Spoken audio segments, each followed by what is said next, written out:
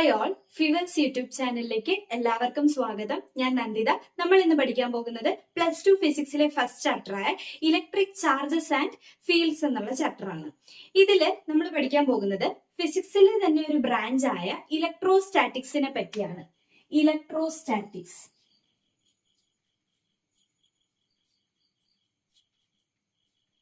Electrostatics എന്ന് പറഞ്ഞാൽ it is the study of static charges. Static charge എന്ന് പറഞ്ഞാൽ എന്താ? Stationary charge. നമുക്കറിയാം ചാർജസ് എത്ര ടൈപ്പ് ഉണ്ട്? 2 ടൈപ്പ് വരുന്നുണ്ട്, പോസിറ്റീവ് ആൻഡ് നെഗറ്റീവ്. മൂവ്മെന്റ് ഒന്നും ഇല്ലാതെ ഇരിക്കുമ്പോൾ ഈ ചാർജുമായിട്ട് അസോസിയേറ്റ് ചെയ്ത് വരുന്ന ഫോഴ്സ്, ഇലക്ട്രിക് ഫീൽഡ്, ഇവയെ പറ്റിയൊക്കെ പഠിക്കുന്ന ബ്രാഞ്ച് ആണ് ഇലക്ട്രോസ്റ്റാറ്റിക്സ് എന്ന് പറയുന്നത്. അപ്പോൾ electrostatic is the study of stationary charges. അപ്പോൾ എന്താണ് ചാർജ്? ചാർജിനെ നമുക്ക് എങ്ങനെ ഡിഫൈൻ ചെയ്യാം? ചാർജിന്റെ ഡെഫിനിഷൻ എന്ന് പറയുന്നത് it is the intrinsic property of elementary particles like proton, electron, neutron etcetera which give rise to the electric force between various objects. അതായത് വേരിയസ് ഒബ്ജെക്ട്സ് തമ്മിലുള്ള ഇലക്ട്രിക് ഫോഴ്സിനുള്ള റീസൺ എന്ന് പറയുന്നത് എലമെന്ററി പാർട്ടിക്കിൾസിന്റെ ഒരു ഇൻട്രിൻസിക് പ്രോപ്പർട്ടിയാണ്. ഈ ഇൻട്രിൻസിക് പ്രോപ്പർട്ടിയാണ് എന്തെന്ന് പറയുന്നത്? ചാർജ് എന്ന് പറയുന്നത്. ചാർജ് എത്ര ടൈപ്പ് ഉണ്ടെന്ന് പറഞ്ഞു? 2 ടൈപ്പ് ഉണ്ടെന്ന് പറഞ്ഞു, പോസിറ്റീവ് ആൻഡ് നെഗറ്റീവ് ചാർജ്. ഇതിനൊരു എക്സാമ്പിൾസ് നമുക്ക് നോക്കാം. പോസിറ്റീവ് ചാർജിന്റെ ഒരു എക്സാമ്പിൾ എന്താ? ഞാൻ 3 എലമെന്ററി പാർട്ടിക്കിൾസിന്റെ പേര് പറഞ്ഞിരുന്നു, ഇലക്ട്രോൺ, പ്രോട്ടോൺ ആൻഡ് ന്യൂട്രോൺ. ഇതിൽ പ്രോട്ടോണിന്റെ ചാർജ് എന്താണ്? പോസിറ്റീവ് ആണ്. അപ്പോൾ പ്രോട്ടോൺ എന്താണ്? പോസിറ്റീവ്ലി ചാർജ്ഡ് പാർട്ടിക്കിൾ ആണെന്ന് പറയാം. ഇനി നെഗറ്റീവ് ചാർജിന് ഒരു എക്സാമ്പിൾ എന്താണ്? Negative charge is electron. ഇലക്ട്രോണിന്റെ ചാർജ് എന്താണ്? നെഗറ്റീവ് ചാർജ് ആണ്. ഓക്കെ, ഇനി മൂന്നാമതായിട്ട് പറഞ്ഞ എന്താ? ന്യൂട്രോൺ ആണ്. Neutron is A neutral particle. അതായത് അതിന് പോസിറ്റീവ് ചാർജും ഇല്ല, നെഗറ്റീവ് ചാർജും ഇല്ല, നോ ചാർജ്. അതിന്റെ ചാർജിനെ നമ്മൾ ന്യൂട്രൽ എന്നാണ് വിളിക്കുന്നത്, ന്യൂട്രൽ. അപ്പോ ചാർജ് എത്ര ടൈപ്പ് വരുന്നുണ്ട്? 2 ടൈപ്പ് വരുന്നുണ്ട്, പോസിറ്റീവ് ആൻഡ് നെഗറ്റീവ്. ചാർജിന്റെ യൂണിറ്റ് എന്ന് പറയുന്നത് കൂളംബ് ആണ്. കൂളംബ്. ഇതിനെ ഡിനോട്ട് ചെയ്യുന്നത് ക്യാപിറ്റൽ C കൊണ്ടാണ്. അപ്പോ ചാർജിന്റെ യൂണിറ്റ് എന്താണ്? കൂളംബ്. ക്യാപിറ്റൽ C കൊണ്ട് ഡിനോട്ട് ചെയ്യുന്നു. ഇനി basic properties of electric charges. Electric ചാർജസിന്റെ പ്രോപ്പർട്ടീസ് എന്തൊക്കെയാണെന്ന് നോക്കാം. First one is like charges repel and unlike charges attract. എന്താണ് like charges and unlike charges? Like charges means similar charges. ഒരു positive charge and another positive charge. അവ തമ്മിൽ എന്ത് type force ആയിരിക്കും? Repulsive force ആയിരിക്കും എന്നാണ് പറയുന്നത്. ഒരു പോസിറ്റീവ് ചാർജ് എടുക്കുന്നു ആൻഡ് അനദർ പോസിറ്റീവ് ചാർജ്, അല്ലെങ്കിൽ ഒരു negative charge, another negative charge. ഇവിടെ വരുന്ന ഫോഴ്സ് ഓഫ് അട്രാക്ഷൻ, ഇവിടെ വരുന്ന ഫോഴ്സിന്റെ ടൈപ്പ് എന്താണ്? ഫോഴ്സ് എപ്പോഴും റിപ്പൾസീവ് ഫോഴ്സ് ആയിരിക്കും. ഇനി unlike charges, that means different charges. ഒരു പോസിറ്റീവ് ചാർജും ഒരു നെഗറ്റീവ് ചാർജും എടുക്കുകയാണെങ്കിൽ അവ തമ്മിലുള്ള ഫോഴ്സ് എപ്പോഴും ഫോഴ്സ് ഓഫ് അട്രാക്ഷൻ ആയിരിക്കും. Like charges repel and unlike charges attract. അടുത്ത പ്രോപ്പർട്ടി എന്താ? Electric charges additive. Electric charge നമുക്ക് എന്ത് ചെയ്യാൻ പറ്റും? ആഡ് ചെയ്യാൻ പറ്റും. ഇപ്പൊ ഞാൻ ഇവിടെ ഒരു ബോഡി എടുക്കുവാണ്. ഈ ബോഡിയുടെ ഉള്ളിൽ n നമ്പർ ഓഫ് ചാർജസ് ഉണ്ട്.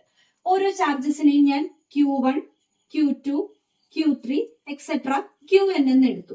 അങ്ങനെയാണെങ്കിൽ ഈ ഒരു ബോഡിയുടെ ടോട്ടൽ ചാർജ് കണ്ടുപിടിക്കാൻ വേണ്ടി നമ്മൾ എന്താ ചെയ്യേണ്ടത്? എല്ലാ ചാർജസും തമ്മിൽ ആഡ് ചെയ്യുന്നു. അതാണ് second property. So total charge QT equal to Q1 plus Q2 plus etcetera plus Qn.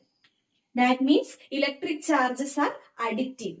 ഇനി അടുത്ത പ്രോപ്പർട്ടി എന്താ? Electric charges quantized. Electric charge quantized ആണ്. ക്വാണ്ടൈസ്ഡ് മീൻസ് ഒരു ബോഡിയുടെ ചാർജ്, ടോട്ടൽ ചാർജ് നമ്മൾ നോക്കുവാണെങ്കിൽ it will be an integral multiple of basic electron charge. അതിനെ എങ്ങനെ ഇക്വേഷൻ ആയിട്ട് ഡിനോട്ട് ചെയ്യാൻ പറ്റും?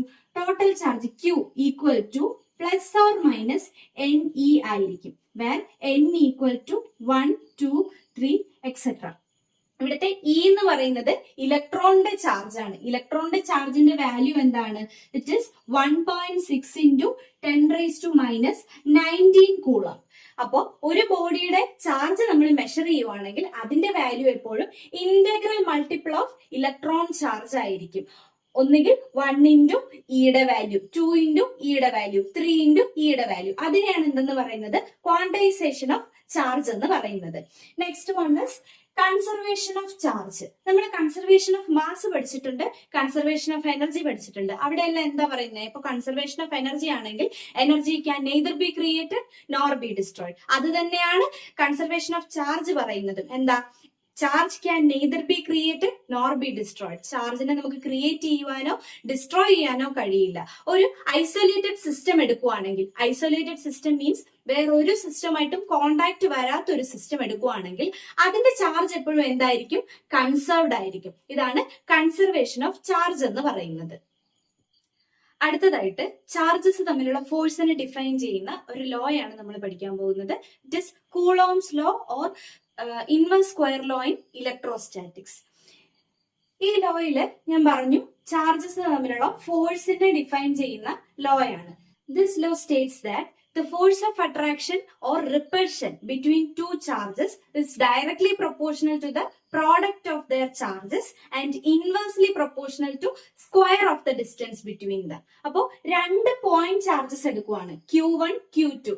ഇത് ലൈക്ക് ചാർജസ് ആണെങ്കിൽ എന്തായിരിക്കും ഫോഴ്സ്? റിപ്പൾസീവ് ഫോഴ്സ് ആയിരിക്കും. അൺലൈക്ക് ചാർജസ് ആണെങ്കിൽ അട്രാക്റ്റീവ് ഫോഴ്സ് ആയിരിക്കും. എന്ത് തന്നെ ആയാലും ആ ഫോഴ്സിന്റെ വാല്യൂ എന്ന് പറയുന്നത് എന്താ? Is directly proportional to the product of the charges. ഫോഴ്സിനെ എഫ് കൊണ്ടാണ് ഡിനോട്ട് ചെയ്യുന്നത്. F is directly proportional to product of their charges. That is F is directly proportional to Q1 into Q2. ഇനി inversely proportional to square of the distance between them. രണ്ട് charges separate ചെയ്തിരിക്കുന്ന distance r ആണെങ്കിൽ ആ force എന്തിന് proportional ആയിരിക്കും? 1/r² proportional ആയിരിക്കും. That is inversely proportional to r². ഇതാണ് എന്തെന്ന് പറയുന്നത്? കൂളോംസ് ലോ എന്ന് പറയുന്നത്. ഇനി ഇതിന്റെ ഇക്വേഷൻ നമുക്കൊന്ന് ഡിറൈവ് ചെയ്യാം.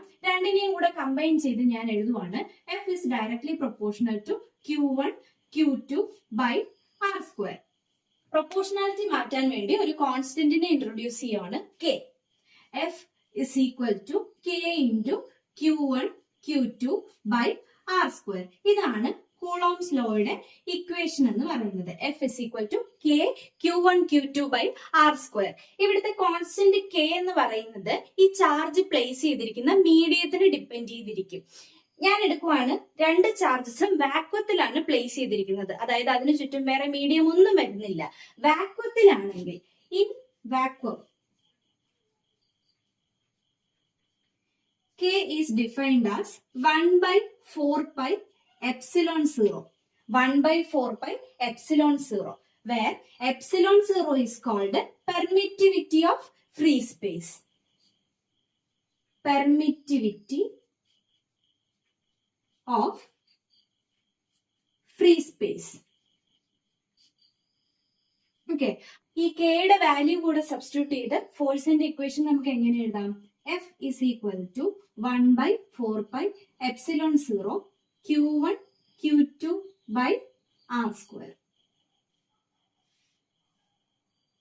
കൂളോംസ് ലോയുടെ ഇക്വേഷൻ. ഇനി എപ്സിലോൺ സീറോയുടെ വാല്യൂ വരുന്നുണ്ട്, പെർമിറ്റിവിറ്റി ഓഫ് ഫ്രീ സ്പേസിന്റെ value. Epsilon 0 equal to 8.85 into 10⁻⁻12 coulomb square per newton metre square ആണ്. ഓക്കെ, ഈ എപ്സിലോൺ 0യുടെ വാല്യൂ കെയിൽ സബ്സ്റ്റിറ്റ്യൂട്ട് ചെയ്യുന്നു.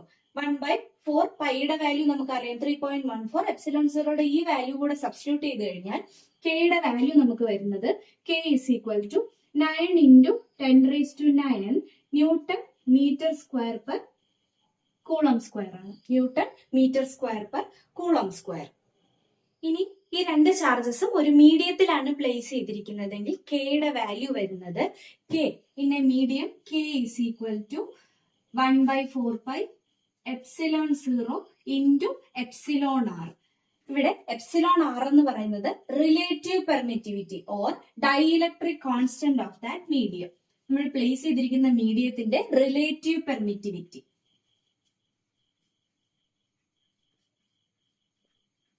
Relative permittivity or dielectric constant എന്ന് വിളിക്കാറുണ്ട്. Dielectric constant of that medium. Relative പെർമിറ്റിവിറ്റിയുടെ ഡെഫിനിഷൻ നമ്മൾ എടുക്കുകയാണെങ്കിൽ it is the ratio of absolute permittivity of free space to absolute permittivity of medium. Absolute permittivity of free space നമ്മൾ എന്താണ് denote ചെയ്യുന്നത്? Epsilon 0. ഇവിടെ നമ്മൾ വാല്യൂ എഴുതിയിട്ടുണ്ട്. ഇതാണ് absolute permittivity of free space. അപ്പോൾ epsilon R equal to epsilon 0, epsilon divided by epsilon 0. That is absolute permittivity of that medium to absolute permittivity of free space. ഈ ratio തന്നെയാണ് എന്തെന്ന് പറയുന്നത്? എപ്സിലോൺ ആർ എന്ന് പറയുന്നത്. അപ്പോൾ ഇവിടെ എപ്സിലോൺ 0 ഇൻറ്റു എപ്സിലോൺ ആർ ആണ്. ഈ ഇക്വേഷനെ എപ്സിലോൺ 0 ഇൻറ്റു എപ്സിലോൺ ആർ എന്ന് എഴുതിയ റൈറ്റ് ഹാൻഡ് സൈഡിൽ എന്താ വരുന്നത്? എപ്സിലോൺ. അപ്പോൾ കെയിനെ നമുക്ക് എങ്ങനെ എഴുതാം? 1/4π എപ്സിലോൺ എന്ന് എഴുതാം. ഇതനുസരിച്ച് ഇക്വേഷൻ, കൂളോംസ് ലോയുടെ ഇക്വേഷൻ നമുക്ക് എങ്ങനെ എഴുതാം? In a medium F is equal to 1/4π epsilon into Q1 Q2 by R square, where epsilon is called absolute permittivity of that medium. ഏത് മീഡിയത്തിലാണോ നമ്മൾ ചാർജസ് പ്ലേസ് ചെയ്തിരിക്കുന്നത് ആ മീഡിയത്തിന്റെ അബ്സല്യൂട്ട് പെർമിറ്റിവിറ്റി. ഇനി കൂളോംസ് ലോ എങ്ങനെ വെക്ടർ നൊട്ടേഷനിൽ ഡിനോട്ട് ചെയ്യാന്ന് നോക്കാം. നമുക്കറിയാം ഫോഴ്സ് എന്താണ്? Force is A vector quantity. അപ്പോൾ ഇവിടെ അനുഭവപ്പെടുന്ന ഫോഴ്സിനെ നമുക്ക് വെക്ടർ ഫോമിൽ എങ്ങനെ റെപ്രസെന്റ് ചെയ്യാം? ഞാൻ ആദ്യം എടുക്കുന്നത് അസ്യൂം ചെയ്യുന്നു Q1 ഉം Q2 ലൈറ്റ് ചാർജസ് ആണ്. Light charges always ripple each other. അപ്പൊ ഇതിനിടയ്ക്ക് വരുന്ന ഫോഴ്സ് എന്ന് പറയുന്നത് ഫോഴ്സ് ഓഫ് റിപ്പൾഷൻ ആണ്. ആദ്യം Q1 ഉണ്ടാകുന്ന ഫോഴ്സ് ഡ്യൂ ടു Q2 എടുക്കുന്നു. Force on Q1 due to Q2. Q1 Q2 കാരണം ഉണ്ടാകുന്ന ഫോഴ്സ് ഞാൻ പറഞ്ഞു ലൈറ്റ് ചാർജസ് ആയതുകൊണ്ട് തന്നെ റിപ്പൾസീവ് ഫോഴ്സ് ആണ് ഉണ്ടാകുന്നത്. Q2 നിന്ന് ഒരു പുഷ്. അപ്പൊ ഇവിടുത്തെ ഫോഴ്സിന്റെ ഡയറക്ഷൻ എങ്ങനെയായിരിക്കും? ഇങ്ങനെയായിരിക്കും. ഓക്കെ, ഈ ഫോഴ്സിനെ Q1 ഉണ്ടാകുന്ന ഫോഴ്സിനെ ഞാൻ F12 എന്ന് വിളിക്കുന്നു. F12 force on Q1 due to Q2. അതിന്റെ ഡയറക്ഷൻ എങ്ങനെയാണ്? ഈ ഒരു ഡയറക്ഷൻ ആണ്. ഇവിടെ ഞാൻ 2 യൂണിറ്റ് വെക്ടേഴ്സ് കൊടുത്തിട്ടുണ്ട്. ലെഫ്റ്റ് സൈഡിലേക്ക് വരുന്ന unit vector R21 cap, right സൈഡിലേക്ക് വരുന്ന യൂണിറ്റ് വെക്ടർ R12 ക്യാപ്. നമ്മുടെ ഇവിടുത്തെ F12 എന്ന് പറയുന്ന ഫോഴ്സ് ഏത് ഡയറക്ഷനിലാണ്? R21 ക്യാപ്പിന്റെ ഡയറക്ഷനിലാണ്. അപ്പോ F12 ഈക്വൽ ടു വാല്യൂന് ചേഞ്ച് ഒന്നും വരുന്നില്ല, 1/4π epsilon 0 Q1 Q2 by R square ആണ്. ഞാൻ ഇവിടെ എടുത്തിരിക്കുന്ന മീഡിയം വാക്വം ആണ്. മീഡിയം ഒന്നും തന്നെയല്ല, 2 ചാർജസും വാക്വത്തിലാണ് പ്ലേസ് ചെയ്തിരിക്കുന്നത്. സോ ഫോഴ്സിന്റെ value 1/4π epsilon 0 Q1 Q2 by R square. ഇനി വെക്ടർ ആയതുകൊണ്ട് തന്നെ ഇതിന്റെ ഡയറക്ഷൻ നമ്മൾ ഡിനോട്ട് ചെയ്യണം. ഫോഴ്സിന്റെ ഡയറക്ഷൻ ലെഫ്റ്റ് സൈഡിലേക്കാണ്. ആ ഡയറക്ഷനിൽ വരുന്ന unit vector R21 cap. R21 cap. ഇങ്ങനെയാണ് ഫോഴ്സിനെ നമ്മൾ വെക്ടർ ഫോമിൽ ഡിനോട്ട് ചെയ്യുന്നത്. ഇനി രണ്ടാമത്തെ ചാർജ് Q2 ഉണ്ടാകുന്ന ഫോഴ്സിന്റെ ഡയറക്ഷൻ എങ്ങോട്ടാണ്? റൈറ്റ് സൈഡിലേക്കായിരിക്കും. F21 force on 2 due to 1. അപ്പൊ അതിന്റെ വാല്യൂ ഒന്ന് എഴുതി നോക്കാം. F21 ഈക്വൽ ടു ഫോഴ്സിന്റെ വാല്യൂന് മാഗ്നിറ്റ്യൂഡിന് ചേഞ്ച് ഒന്നും വരുന്നില്ല, 1/4π epsilon 0 Q1 Q2 by R square. എന്തിനാ മാറ്റം വരുന്നത്? Direction. Direction is R12 cap. R12 cap. Okay, ഇങ്ങനെയാണ് ഫോഴ്സിനെ നമ്മൾ വെക്ടർ ഫോമിൽ ഡിനോട്ട് ചെയ്യുന്നത്. ഇതേ രീതിയിൽ ഈ 2 ചാർജസും എന്താണ് അട്രാക്ട് ചെയ്യുകയാണ്, അതായത് അൺലൈക്ക് ചാർജസ് ആണെന്ന് അസ്യൂം ചെയ്യുന്നു. രണ്ടാമത്തെ കണ്ടീഷൻ എന്താ? Q1 and Q2 are unlike charges.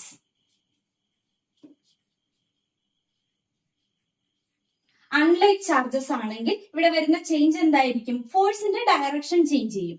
ഇത് Q1, ഇത് Q2. ഓക്കെ, അട്രാക്റ്റീവ് ഫോഴ്സ് ആണ്. So force on 1 due to 2 ഏത് ഡയറക്ഷനിലായിരിക്കും? റൈറ്റ് സൈഡിലേക്കായിരിക്കും. അട്രാക്റ്റീവ് ഫോഴ്സ് ആണ്. F12ന്റെ ഡയറക്ഷൻ ഇതാണ്. അതേസമയം 2 ഉണ്ടാകുന്ന ഫോഴ്സിന്റെ ഡയറക്ഷൻ എന്താണ്? ലെഫ്റ്റ് സൈഡിലേക്കാണ്. F21 രണ്ടിന്റെ വാല്യൂസ് ഒന്ന് എഴുതി നോക്കാം. F12 ഈക്വൽ ടു മാഗ്നിറ്റ്യൂഡിന് ഒരു മാറ്റവും വരുന്നില്ല, 1/4π epsilon 0 Q1 Q2 by R square. Direction എങ്ങനെയാണ്? റൈറ്റ് സൈഡിലേക്കാണ്. റൈറ്റ് സൈഡിലേക്ക് വരുന്ന unit vector R12 cap. Okay, ഇതുപോലെ force on 2 due to 1 is equal to 1 by 4 pi epsilon 0 Q1 Q2 by R square into direction എങ്ങോട്ടേക്കാണ്, left സൈഡിലേക്കാണ്. So R21 cap. ഇനി Coulomb's law use ചെയ്ത് ചെയ്യേണ്ട ഒരു പ്രോബ്ലം നമുക്ക് നോക്കാം. What is the force between two small charged spheres having charges of 2 into 10 raised to minus 7 coulomb and 3 into 10 raised to minus 7 coulomb placed in air 30 centimeter apart. അപ്പൊ ഇതിന്റെ ഒരു figure നമുക്ക് വരച്ചു നോക്കാം. ഏതൊരു പ്രോബ്ലം ചെയ്യുമ്പോഴും അതിന് എന്തെങ്കിലും ഫിഗർ വരയ്ക്കാനുണ്ടെങ്കിൽ ഫിഗർ വരയ്ക്കുക.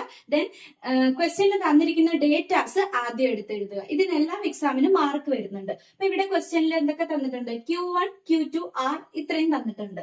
Q1 എന്താണ്, Q1 is equal to 2 into 10 raised to minus 7 coulomb. ഇനി Q2 എന്താണ്, Q2 equal to 3 into 10 raised to minus 7 coulomb. R എന്താണ്, R is equal to 30 centimetre. അപ്പൊ നമ്മൾ തന്നിരിക്കുന്ന കാര്യങ്ങളെല്ലാം എടുത്തെഴുതി. ഇനി ചെക്ക് ചെയ്യേണ്ടത് ഈ യൂണിറ്റ്സ് എല്ലാം, തന്നിരിക്കുന്ന വാല്യൂസിന്റെ എല്ലാം യൂണിറ്റ്സ് SI സിസ്റ്റത്തിൽ തന്നെയാണോ തന്നിരിക്കുന്നതെന്ന് ശ്രദ്ധിക്കണം. Q1 Q2 എന്തിൽ തന്നെയാണുള്ളത്, കൂളംബിൽ തന്നെയാണ്. സോ അതിൽ ചേഞ്ചസ് ഒന്നും വരുത്തണ്ട. SI യൂണിറ്റിൽ തന്നെയാണ് തന്നിട്ടുള്ളത്. പക്ഷെ ആറിന്റെ വാല്യൂ എന്താ, ആറിന്റെ വാല്യൂ തന്നിരിക്കുന്നത് 30 സെന്റിമീറ്റർ എന്നാണ്. സെന്റിമീറ്റർ SI യൂണിറ്റ് ആണോ, അല്ല. ലെങ്തിന്റെ SI യൂണിറ്റ് വരുന്നത് എന്താണ്, മീറ്ററിനാണ്. അപ്പോ ഈ സെന്റിമീറ്ററിനെ നമ്മൾ എന്തിലേക്ക് കൺവേർട്ട് ചെയ്യണം, മീറ്ററിലേക്ക് കൺവേർട്ട് ചെയ്യണം. കൺവേർട്ട് ചെയ്ത വാല്യൂ എന്താണ് വരുന്നത്, 30 into 10 raised to minus 2 മീറ്റർ. ഓക്കെ, ഇനി എന്താ കണ്ടുപിടിക്കേണ്ടത്, ഫോഴ്സ് ആണ് കണ്ടുപിടിക്കേണ്ടത്. രണ്ടും തമ്മിലുള്ള ഫോഴ്സിന്റെ വാല്യൂ. അപ്പൊ ഫോഴ്സിന്റെ ഇക്വേഷൻ ആദ്യം എടുത്തെഴുതണം.